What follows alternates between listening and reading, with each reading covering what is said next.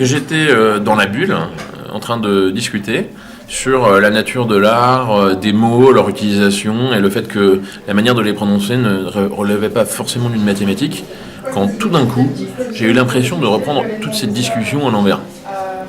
Revenir sur tout le concept, à l'envers, une chose à la fois, mais surtout ce sentiment de perte de contrôle total de soi-même.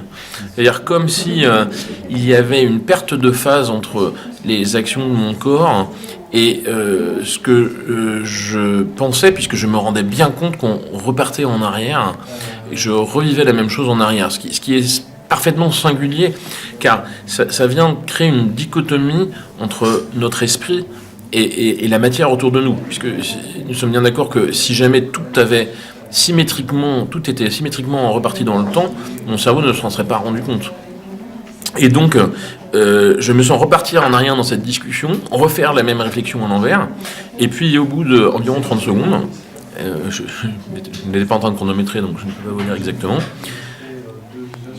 la chose s'inverse et de la même manière, comme si j'étais spectateur, malgré moi, je me vois tenir les mêmes arguments, les gens tourner de la même manière, répondre de la même manière. C'est de manière un peu bluffante. Alors, au tout début, je me suis demandé, est-ce que c'est seulement moi, parce que j'étais en train de discuter, donc il n'y avait pas beaucoup de mouvement autour de moi. Et ce n'est qu'au bout d'un certain temps que je me suis rendu compte que les autres revivaient les mêmes choses dans l'autre sens, de partout. Ça a duré la même durée que la première fois, donc environ 30 secondes. Et là, c'est comme si tout d'un coup mon esprit avait regagné le contrôle de mon corps. Et donc, ébahi, je me tourne autour de moi pour essayer de voir ce qui s'est passé, si les gens ont vu quelque chose. Et effectivement, tout le monde semblait avoir vivre la même chose. Donc c'est une expérience à la fois fascinante et traumatisante.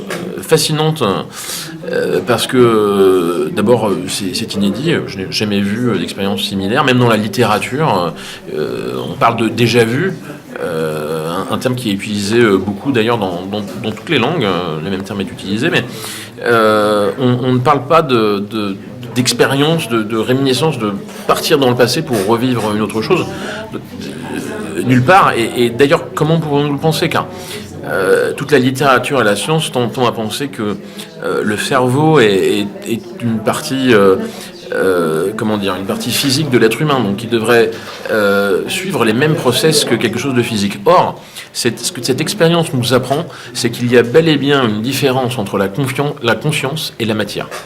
C'est pour ça que je ne peux pas me l'enlever de la tête depuis. Et terrifiant, pourquoi ? Parce que à tout moment, une chose comme ça pourrait réapparaître. Nous ne savons pas pourquoi.